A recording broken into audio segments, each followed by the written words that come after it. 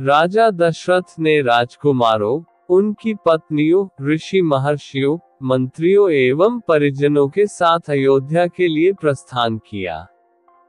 प्रस्थान करते ही सभी ओर भयंकर शब्द करने वाले पक्षियों आवाजें सुनाई देने लगी। पृथ्वी पर विचरण करने वाले वन्य पशु उनकी बाईं ओर दौड़ने लगे। इस पर दशरथ ने वशिष्ठ जी से कहा, गुरुदेव, ये कैसी माया है? जहाँ पक्षियों का भयंकर स्वर अपशकुन का सूचक है, वहीं मृगों का बाएं होकर जाना शुभ शकुन की सूचना देता है। दोनों प्रकार के शकुन एक साथ क्यों हो रहे हैं?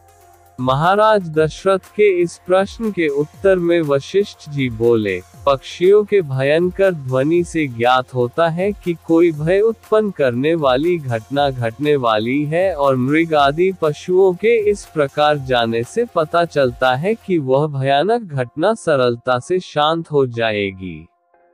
इसलिए आप किसी प्रकार की चिंता न करें।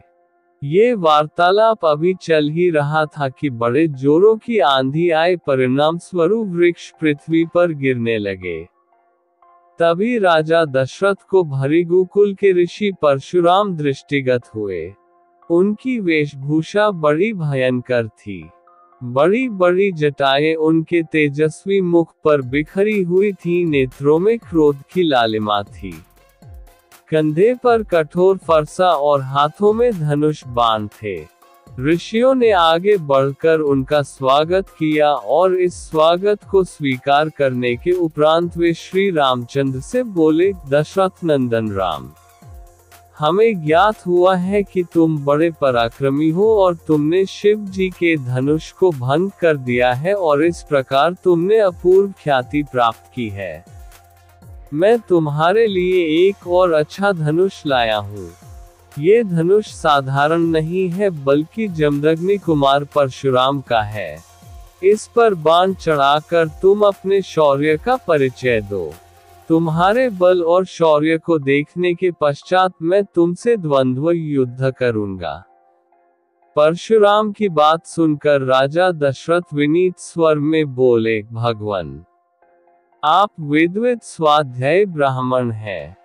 क्षत्रियों का विनाश करके आप बहुत पहले ही अपने क्रोध को शांत कर चुके हैं। आपने इंद्र के समक्ष प्रतिज्ञा करके अस्त्र शस्त्र का परित्याग भी कर दिया है। इसलिए हे ऋषिराज, आप इन बालकों को अभय दान दीजिए। यदि आपके हाथों राम मारा गया तो हम में से कोई भी उसके वियोग में जीवित नहीं रह सकेगा। परशुराम जी ने दशरथ की बात पर कुछ भी ध्यान नहीं दिया। वे राम से बोले, राम, संसार में केवल दो ही धनुष सर्वश्रेष्ठ माने जाते हैं। सारा संसार उनका सम्मान करता है। विश्वकर्मा ने उन दोनों को स्वयं अपने हाथों से बनाया था। उनमें से एक भगवान शिव के पास था, और उसी से भगवान शिव ने त्रिपुरासुर का वध किया था। तुमने उसी धनुष को तोड़ डाला है। दूसरा दिव्य धनुष मेरे हाथ में है। ये भगवान विष्णु का धनुष है। ये भी पिनाक की भांति ही शक्तिशाली है। एक बार शिव और विष्णु में भयंकर युद्ध हुआ। विष्णु को देवताओं ने श्रेष्ठ मानकर शांत किया। शांत होने पर विष्णु ने भृगुवंशी ऋचिक मुनि को धरोहर के रूप में वह धनुष दे दिया।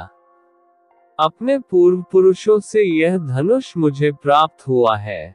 अब तुम एक क्षत्रिय के नाते इस धनुष को लेकर इस पर बाण चढ़ाओ, और सफल होने पर मेरे साथ द्वंद्व युद्ध करो। इस प्रकार से परशुराम के द्वारा बार बार ललकारे जाने पर रामचंद्र बोले, हे भार्गव, मैं ब्राह्मण समझकर आपका सम्मान कर रहा हूँ और आपके समक्ष कुछ विशेष बोल नहीं रहा हूँ, किंतु आप मेरी इस विनयशीलता को पराक्रमहीनता एवं कायरता समझ रहे हैं और मेरा तिरस्कार कर रहे हैं। लाइए धनुष बाण मुझे दीजिए। ये कहकर उन्होंने झपटकर परशुराम के हाथ से धनुष बाण ले लिए और धनुष पर बाण चढ़ाकर बोले, हे भृगुनंदन, ब्राह्मण होने के कारण आप मेरे पूज्य हैं, इसलिए इस बाण को मैं आप पर नहीं छोड़ सकता। परंतु धनुष पर चढ़ने के बाद ये बाण कभी निष्फल नहीं जाता। इसका कहीं न कहीं उपयोग करना अनिवार्य हो जाता है। इसलिए मैं इस बाण को छोड़कर आपकी शीघ्रतापूर्वक सर्वत्र आने जाने की शक्ति को नष्ट किए देता हूँ। श्री राम की बात सुनकर शक्तिहीन हो गए परशुराम जी विनय पूर्वक कहने लगे, बाण छोड़ने से पूर्व मेरी एक बात सुन लीजिए। क्षत्रियों को नष्ट करके मैंने ये भूमि कश्यप जी को दान में दी थी। उस समय उन्होंने मुझसे कहा था कि अब तुम्हें पृथ्वी पर नहीं रहना चाहिए क्योंकि तुमने पृथ्वी का दान कर दिया है। तभी से मैं गुरुवर कश्यप जी की आज्ञा का पालन करता हुआ कभी भी रात्रि में पृथ्वी पर वास नहीं करता। अतः हे राम, कृपा करके मेरी गमन शक्ति को नष्ट मत करो। मैं मन के समान गति से महेंद्र पर्वत पर चला जाऊंगा।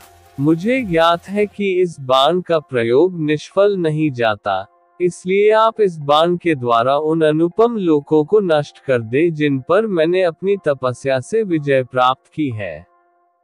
आपने जिस सरलता से इस धनुष पर बाण चढ़ा दिया है, उससे मुझे विश्वास हो गया है कि आप मधु राक्षस का संहार करने वाले साक्षात विष्णु हैं। राम ने परशुराम की प्रार्थना को स्वीकार किया और उनके द्वारा तपस्या के बल पर अर्जित समस्त पुण्य लोकों को नष्ट कर दिया। इसके पश्चात परशुराम जी तपस्या करने के लिए महेंद्र पर्वत पर चले गए और वहां उपस्थित सभी ऋषि मुनियों सहित राजा दशरथ ने रामचंद्र की भूरी भूरी प्रशंसा की। यह कहानी भगवान राम और परशुराम के बीच हुए ऐतिहासिक और आध्यात्मिक संवाद का वर्णन करती है।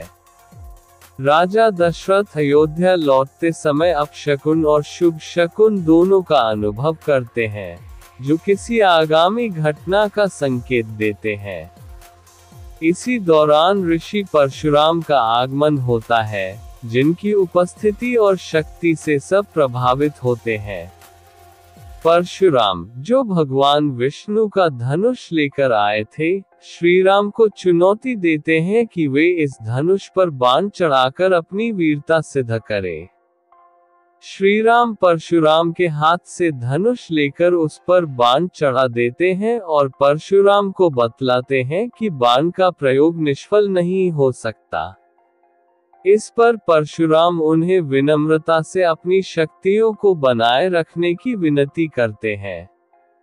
अंततः राम उनके अर्जित पुण्यलोकों को नष्ट कर देते हैं और परशुराम महेंद्र पर्वत पर तपस्या करने के लिए चले जाते हैं। इस घटना से भगवान राम की पराक्रम और विष्णु अवतार के रूप में उनकी महत्ता का सभी को आभास होता है। ये कथा धर्म, साहस और शक्ति के प्रति सम्मान को दर्शाती है और हमें सिखाती है कि सच्चे बल का प्रमाण शांत रहकर और दूसरों का सम्मान करते हुए ही दिया जा सकता है।